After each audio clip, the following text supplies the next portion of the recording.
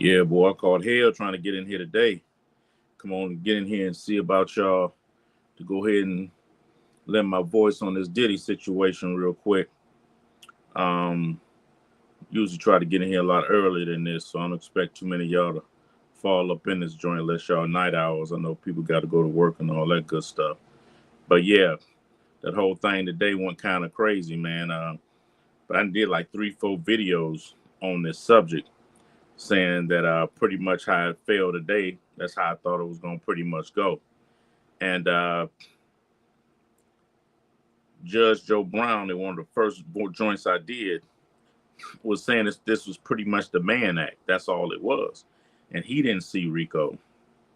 And I know Willie D covered it a whole bunch. And he was saying about being wealthy and buys you out of situations like this and all that. And I'm like, nah, not with the feds, especially when they whole objective in charging you is to rob you. You know what I'm saying? And make no mistake about it. The feds' whole purpose for charging Diddy, based on what they charged him with, was just strictly to rob him. And that's what the RICO was, putting the RICO in to basically say he was commingling funds from his corporation off into doing illegal activity, gives them the opportunity to go ahead and take every damn thing he got. So I was kind of happy that it turned out the way it did. And I was telling folks, he just don't want that RICO. That's not what he wants. I see I got a comment here. See what we got. What up, though, L? What's happening with you, baby? Yeah, glad to see you up in here. I see you caught that thing the other day. Responded back to you, man. We dropped some knowledge on that joint. And I see you you dropped a couple of jewels in the comments. And that's what's up, man. Appreciate seeing you, man. For sure, for sure. Yeah. So as I was saying, man, and thank y'all for the thumbs up. Anybody else come up in here, give us a thumbs up. You know. Okay, C Money, I see you. What up, though, family? For sure. Okay.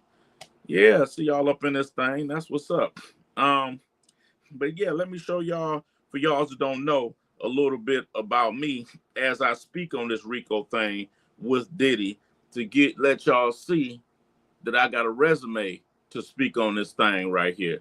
So let me go and run this for y'all right quick. Chapo starts to tell me that he only dealt with one other black guy. And I can't remember what he said, the 90s or when. He said he dealt with one other black guy before. The black guy never cheated him. He said they did real good work, but then he just up and disappeared. He said he didn't owe him no money. He just disappeared. He never seen him. And he said that was the only black guy that he worked with. You're not going to disappear on me, are you? Like that. And I'm like, no, you know. I'm going to say yes. Listen, let me tell you something, my friend. I need you to know this. He said that at the end, this right here, he did it. He said must always end up in the hand of a black man. What?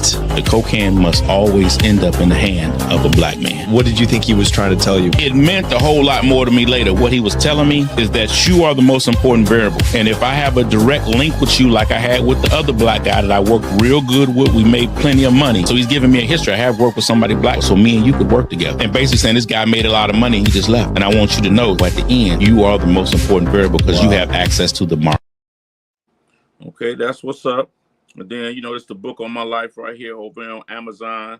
Like I say, man, it's on ebook, hard copy you want it, audio. I also got it broke down in volumes because I got a lot of knowledge that I'm dropping off in that thing there, man. So like I said, if y'all want to check it out, that's what it is. I got a video over there on Connect Podcast that joined at almost 1 million views at this point. So just to let y'all know, I'm speaking from experience. Let me go ahead and slide on this first video so we can go ahead and get into this good thing getting kind of late. And like I say, give me some more thumbs up and subscriptions and all that. Excuse me, family. Here we go. Let's go ahead and first. What's the process now that the defense will have to go through in order to appeal the judge's decision of no bail? I would expect that he's not going anywhere anytime soon, appeal or not. I think that they're going to follow the judge. You know, I haven't heard what the judge said, so it's hard for me to just speak on an island here. But based on the law as we know it, I think the judge has ample ground to stand on and make this decision. Let me answer that. Our Sharon Crowley has been watching this and telling us right now the judge says that the government was correct, that that the detention is mandatory for a Mann Act conviction, what you're indicating, and the judge said that the limited exception to mandatory detention was not met. Sean Combs pointed to his duties as a father and a son, which we talked about, but that does not rise to the level of an appropriate exception, according to the judge. Right, and so my point moments ago, that's what the law is. But we like to think that from the outside looking in, when someone has been charged with such egregious and horrible acts, and a jury of your peers says no so quickly, there should be a means to say you should be free. But there still is a conviction. The Mann Act qualifies. He's in custody. Whether that's a sign of the judge saying I'm going to harshly sentence him or not, we can't say. But let's not read into it. The judge is simply following the law, and this warrant does not warrant that 10 years that you're hearing about for each of the counts for Jane and then Jeremy, remind us again about the Mann Act. So the Mann Act does not involve coercion or force or anything like that. The Mann Act simply says that if you're bringing someone across state lines in substance, engaging in prostitution, that violates the law.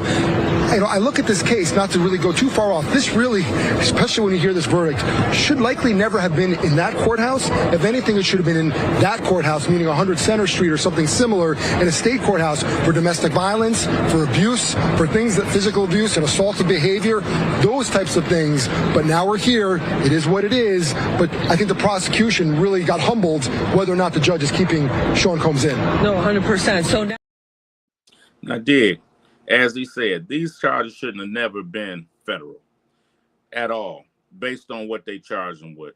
It was basically state-level charges.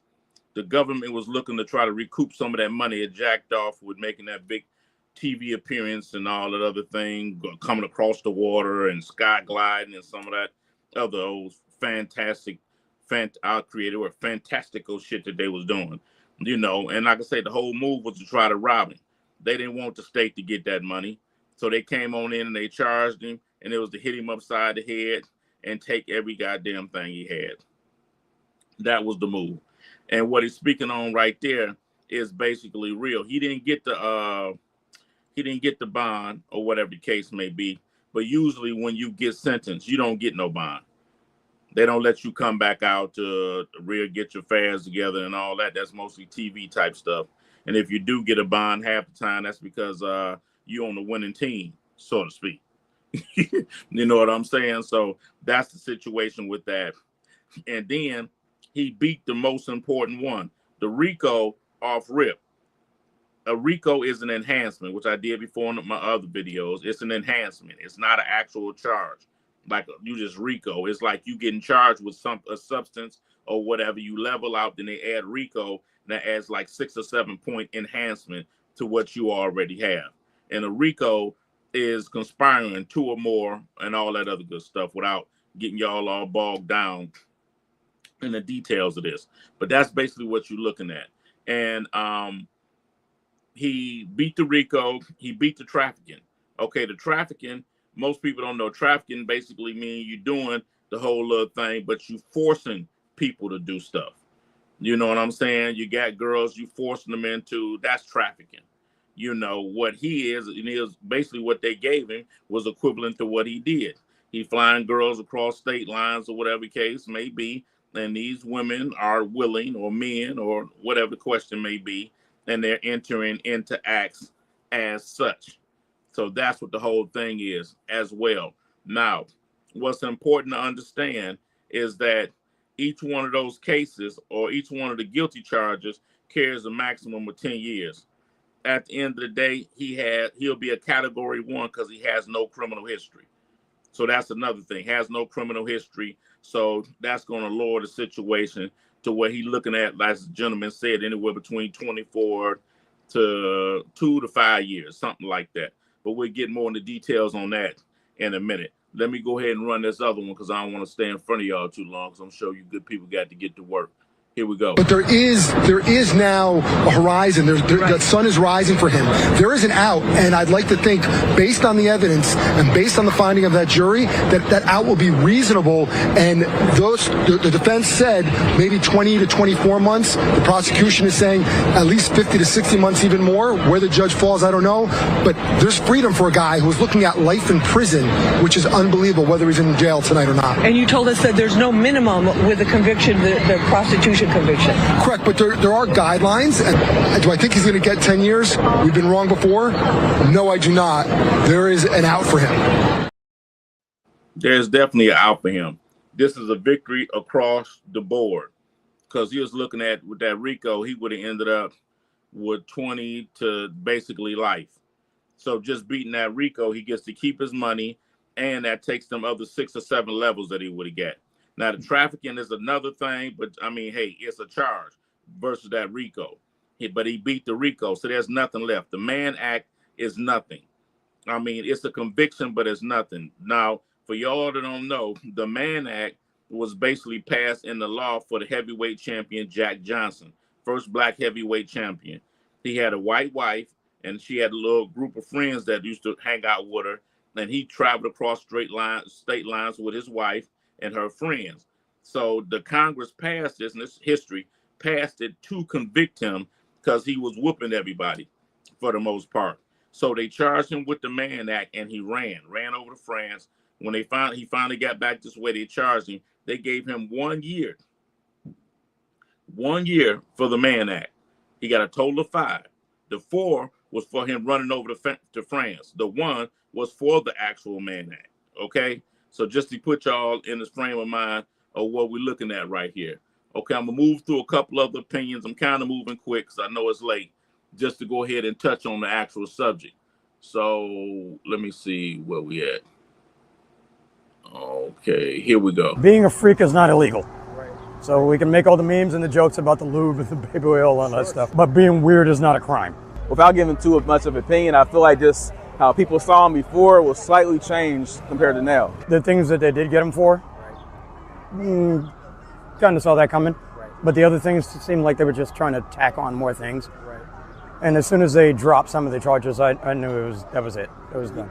I couldn't see it being guilty all the way down. My experience with everyone coming down here was amazing. I got to meet so many people. I hear so many different people's views on how they felt that this was going to go. Most memorable part of the trial was today, when after it was all said and done, and they found him not guilty on street charges, he turned to the audience, he did the love symbol, blew kisses to his family, and I promise you, like 90% of everyone in the crowd was cheering. It's like something out of a movie. So, again, you listen to what the big heavy guy at the end said about he turned around with the love symbol, folks. He's already starting or beginning to rebrand himself already. And make no mistake about this. Everything that's going on here and everything that went along with this, you do not beat the feds. That don't happen. Like you seen 50 Cent made a comment, and it's like, we said, boy, he beat the feds. He a bad joke and all this. He's something like the, alternative sex group, what they call those people, John Gotti. Because that was the last one that beat him. But this right here, for me, not saying that the charges wasn't serious. This shows the power of the people that he had with him and backing him that they did not want to expose. Because I thought all day in the beginning that he was gone until I seen what he got charged with. And I knew those charges was nothing, especially once he not got through the whole RICO. You had Sammy the Bull that said something about the RICO, or this was not a RICO charge. But they hit him with it for their own purposes. I'm telling you, that's what it was. This is significant because the folks that he was protecting are the ones that weighed in and came through for him. You don't beat the feds. And when you take them to trial, they make sure they line you the fuck up to make an example for anybody else that wants to take them to trial. But I got a little twist at the end. I don't want to touch on that yet. Let me go ahead and move on to this next one. But let me just say this again. Once again, the main thing that he got charged with that faced up to 10 years is the one where he flew. Y'all fellas who like to fly these girls across state line and then they get upset with you better be careful, because that's what he got charged with. The one where he flew that girl in and actually paid her to do their thing, yada, yada. Now, that's a very important detail, especially for you guys out here, you youngers out here shaking that bag or doing what you do. Now, when we were younger, that's what we used to do.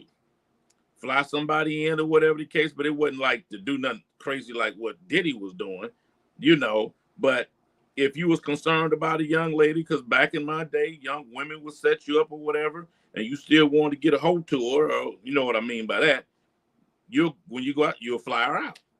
That way, whatever she was trying to set up with whomever, she wouldn't be able to set nothing up because she didn't know nobody in them particular states where she would be, and none of that. So it was more for a safety purpose, you know, and things of that sort. So that's something to pay attention to. I see you got a couple of comments here. Let's grab them. Okay, see, Money, what you got? You think Diddy got some leverage on? No, he definitely got some. Don't forget now, when they ran into one of his houses, they got a ledger. They got a ledger in one of his houses where he recorded, and I did a video on this, where he recorded every interaction that he had, people that he had come in, and the things they were doing, how much he paid everybody. He had all that in a ledger going back for years. And that was one of the reasons why I thought they didn't want to charge him as well. Because having a ledger like that, that gets admitted into the record. And I tell people all the time, when you catch a federal case, it's not like a state case. These are your charges. When the feds come at you, you can negotiate those charges down. It's a negotiation. And if you got stuff on more people, they need you to come back and to testify on them people. So they seen Diddy had a get out of jail free card with that ledger. So if they wanted him, they wouldn't be able to get him because of that ledger. And anybody else they tried to charge, they would have to bring him back on a Rule 35. First of all, he would come in and get a 5K1. That's a downward departure. That's time off. And then when he get to where he's going, they'll have to bring him back on the Rule 35 to testify against some of them people. He'll be right back out on the street. But you know they were saying Diddy was an informant from the late 90s anyway. So he knew how it'd go to write up a ledger like that. So yeah, and at the end of the day, I keep telling people, Diddy was threatening people. Diddy was, go back and look on YouTube. Diddy was threatening the people and the execs in the music industry, telling them they had 365 days to get it together. And he was saying, we make everything cool. We make what your kids wear cool. We make how they walk and talk cool. We make the fashion cool. He was saying all that. He had Jay-Z, everybody in there, I think for the Grammys, not at the Grammys, but at a party, only clapping their hands and the whole nine. And then he was saying he was going to start his own political party, and he was going to hold the black vote hostage. And he said, Biden, Democrats, people thinking they're going to keep getting our vote for nothing, y'all going to have to give up something. So hell yeah, that's exactly it. And don't forget, our government has no problem with extorting people. I know that's a nasty word, but well, for a criminal it's called extorting. For them, they'll show those powerful people, this is what I got, whatever the case may be, and squeeze them. They did that to Mexico with that whole Chapo case. When Chapo first got charged, I think Chapo spent a week or two putting stuff on the record that the public wasn't allowed in for. And you didn't think they didn't use that against the government over there in Mexico? You know what I'm saying? So yeah, see, money, that's exactly what it is. But I think also they got another purpose for Diddy as well, which I'm gonna tap in on that in a minute too. Oh, listen here, Mo, you ain't missed much. You ain't missed much. We just started to dig in. It's just a little something I'm touching on real quick, Mo, just to, you know, fill y'all in on things and things of that sort. That's pretty much it. What you guys see? How do you think it's going to turn out with him and Jay relationship? Since Jay had his attorneys say they weren't really friends. Well, at the end of the day, when somebody catch a Fed case, I'd advise anybody to say we're not really friends. What you say and what you do is two different things. When the feds are investigating you, they don't only investigate you. They investigate everybody else. He didn't need those problems. So him saying all day, disassociating himself, he could say in one breath, but then he could support him financially on the other. Which one is more important? You know what I'm saying? When the feds come, it's a different type of situation. You know, like when they jump on your phone. If they on your phone, anybody you call that they find an interest, they'll jump on their phone for 30 to 60 days. And when they find nothing, some of them, they'll send them a letter and tell them that we had your phone tapped for 30 to 60 days. We didn't find nothing, and bam. And that's how that go. But in normal cases, they don't. They jump on everybody else's line. Just in case you switch your line, they already own the other people that you always call and jump back on your other phone as well. So there's a lot of stuff that people don't know. So whenever, and if you know somebody that catch a Fed case, you got to back off of them. Look at what happened with when they won a Supreme. What did they do? They froze Irv Gotti money and all that, so the people around him could not help him. And then once they convicted him, they dropped the case, they dropped the charges on Irv Gotti and all them, because the whole purpose was to freeze their money up so they couldn't assist Supreme. Who wants to go through that? Because while your money is froze, you can lose your house, you can lose all kind of stuff. You know what I'm saying? So that's just a good business move. That's all that was. So, I mean, I wouldn't hold that against anybody. Even your mob movies. When dudes going through stuff like that, they give them, but they tell them to stay away. And a lot of times, even while they're in there serving their time. Because a dude is more dangerous in prison, in the feds, than he is out here on the street.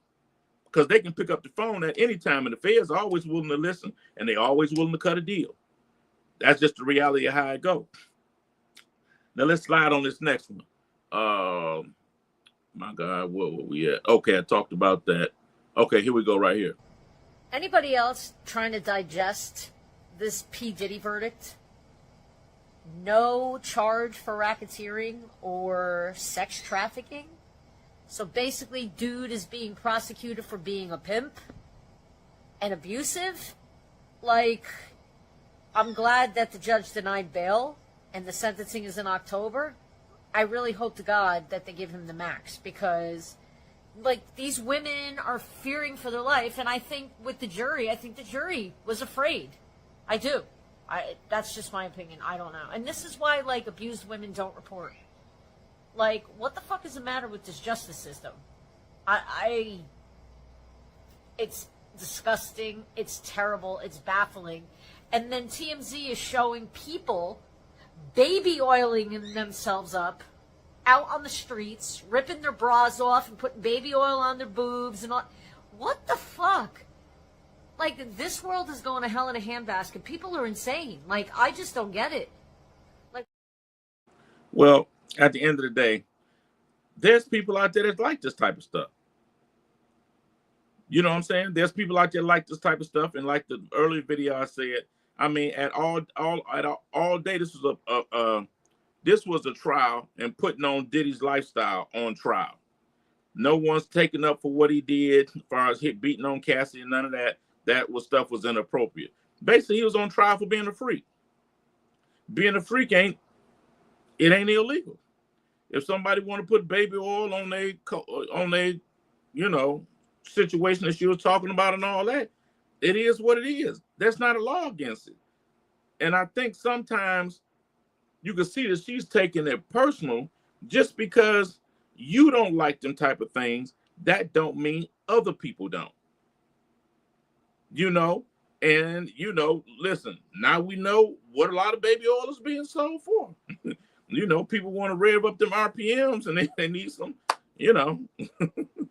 Anyway, let me go to this next one. Diddy's verdict is a spit in Cassie's face and is the exact reason why victims do not feel comfortable speaking out, because they think they're not going to get justice. Let's keep it a stack. Jane was a willing participant who saw an opportunity to get her bills paid, but she bit off more than she could chew. But she was still doing what she had to do to make sure that them funds was coming in. Mind you, Diddy's still funding her lifestyle. Like, he's literally paying her legal fees. Her testifying should have been considered a conflict of interest, because how is the jury supposed to see her as this victim when she's still on Diddy's payroll? Jane knows everything this man is capable of and does not care. She was with him when the Cassie video came out and he was trying to figure out what they was going to do for damage control, and still stayed with him after the fact all the way up until when he got arrested. Versus Cassie, who was manipulated to sign a 10-album contract at the age of 19 years old. Mind you, Beyonce only has 8 albums. Beyonce doesn't even have 10. Who was groomed before her frontal lobe was even developed by one of the most powerful men in the music industry that's almost 20 years older than her to participate in these freak-offs. And yes, she may have willingly participated in some of them, but we seen what happens when she tried to walk away from them in that hotel video. The video where we seen Cassie get brutally attacked, that man kicked her when she was on the ground in fetal position just because she was trying to leave.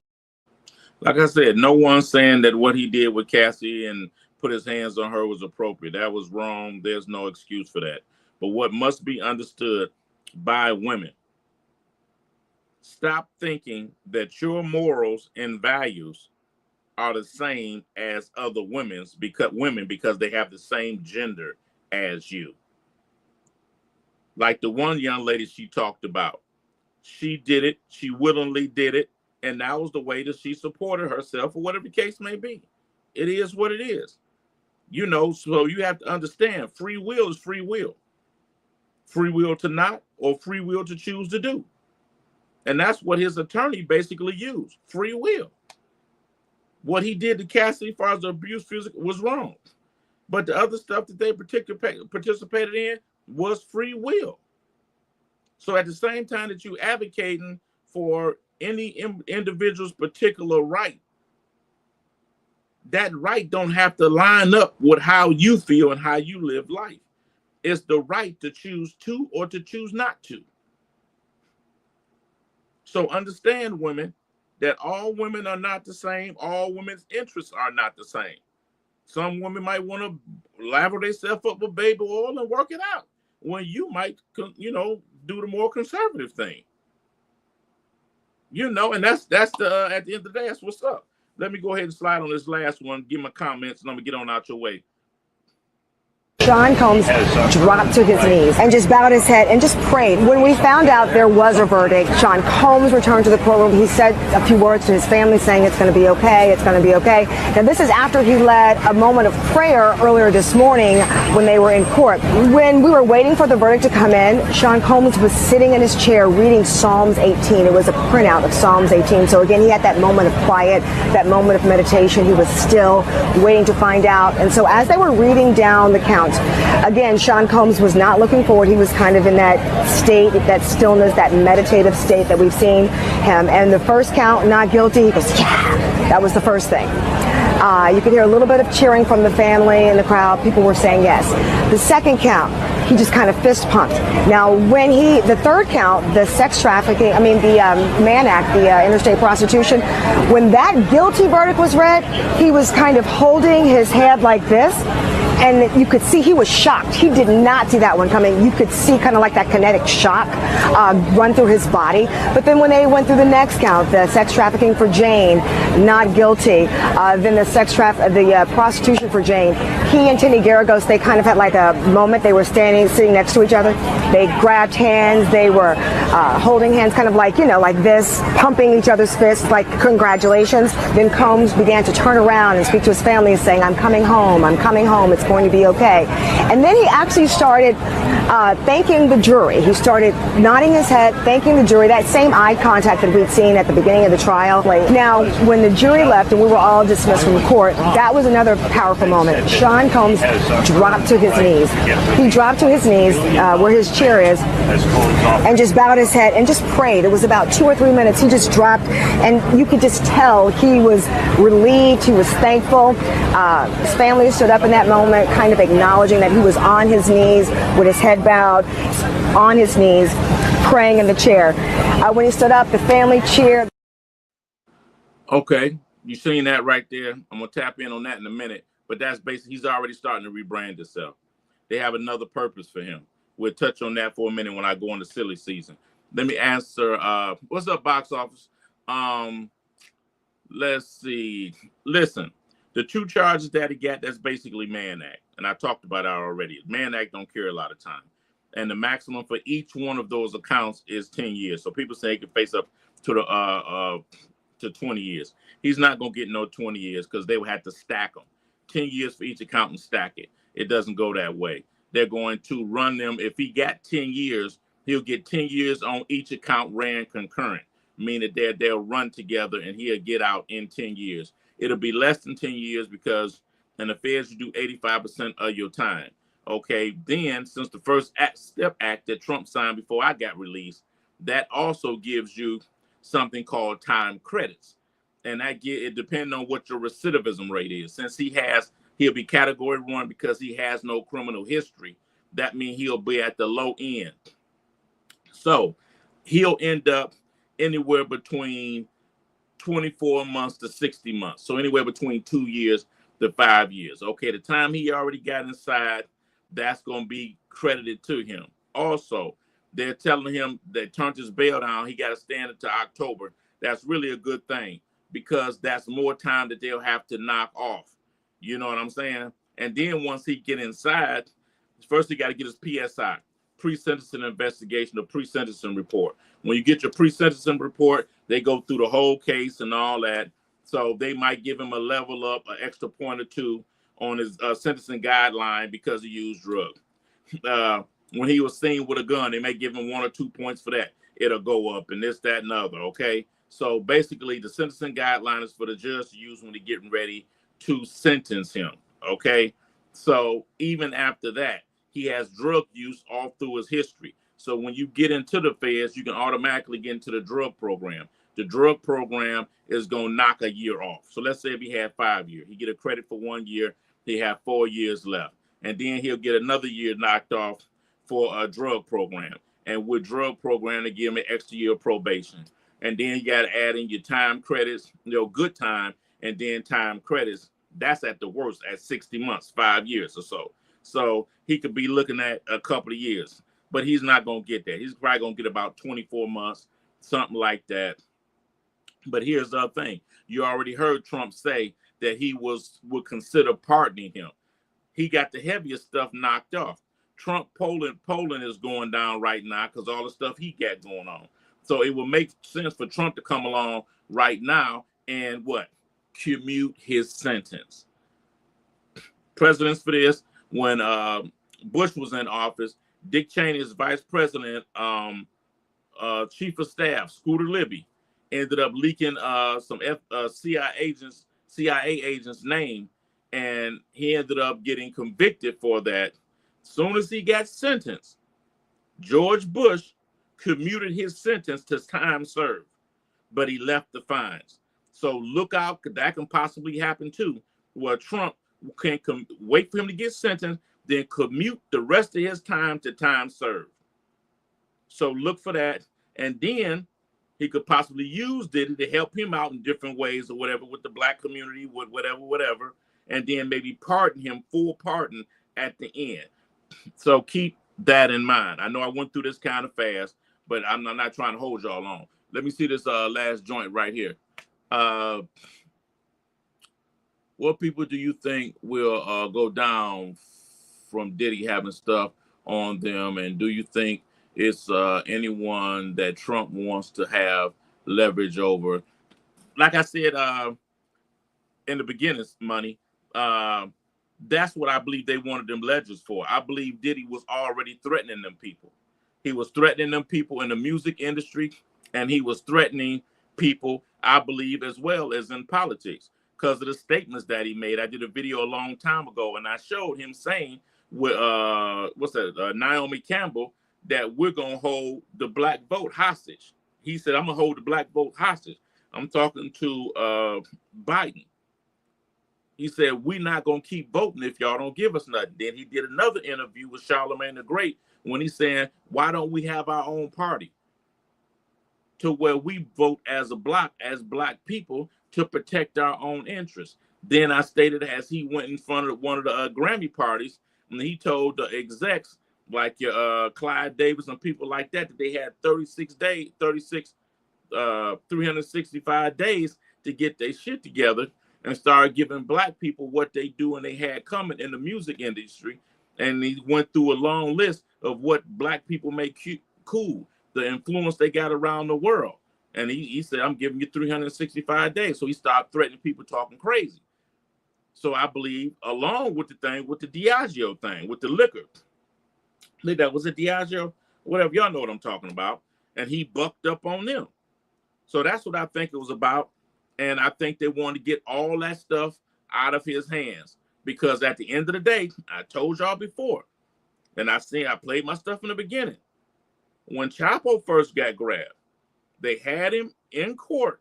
They didn't let the public in or the jury. I think he spent a week or two just putting information on the record. They use that as leverage to press people.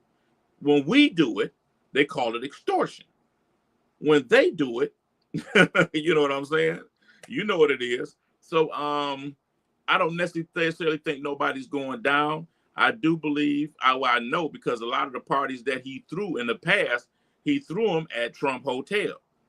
So I do believe Trump is going to get him some action. But understand, the only reason that nobody beats the feds, period. Okay? Nobody beats them. And as 50 said, that he called him the happy John Gotti, saying because John Gotti was the last person to beat these people. But I think it was more so to give Diddy some credit or some cred, so to speak. He's already starting to rebrand himself as something different with the falling on his knees and all the humble things and all that. That's all a hustle, man, because they got another plan for him. Because he's nothing but a poor man's epilator. Let's just be real. You've seen what happened to the epilator, but it didn't happen to him. And then you see a lot what's going on right now with that birthright citizenship and all that. And Trump is doing a lot of things for people with criminal records, black people. But he's doing it for them, the ones that can speak, that black people listen to. You got Harry O out in California, you got Larry Hoover, you got Diddy, you got different people. You see what I'm saying? So he's lining this thing up just right. It's for a reason, man. That's the reason why Diddy's coming back, because they got something else they need help with. Just the point. Let me get out your way. What up, though, Ja? Man, me and Ja, we be talking all damn day. What we got here? Thank you, sir. Oh, this about thanks, sir. I knew you would know. Yeah, Roller Martin of the.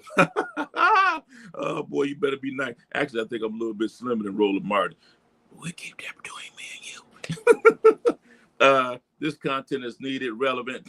Keep going for sure, family. I appreciate you. Like I say, man, give me some likes, give me some thumbs up and all that other stuff. You know what I'm saying? Okay, look what we got here. Then slid off in this thing. I just love listening to your perspective. Well, usually when I give you my perspective, listen, guys, with this joker here, I give her she's like, you always think too deep. I've been thinking deep since you fucking knew me, but we ain't gonna tell everything. But what's up, love? Happy to see you can slide up in this thing. I've been seeing you too. I've been watching you. I just ain't been letting you know I've been watching. I got my eye on you. That's what's up. But yo, family, I appreciate y'all, man. I fuck with y'all. At the end of the day, like keep telling you, I can never tell you enough. At the end of the day, look at everything that's going on in this world, man. We got a lot of things that's going to happen for us, but it's going to be some pain. But I'm going to tell you like I always tell you. At the end of the day, my family, we got next. Deuces.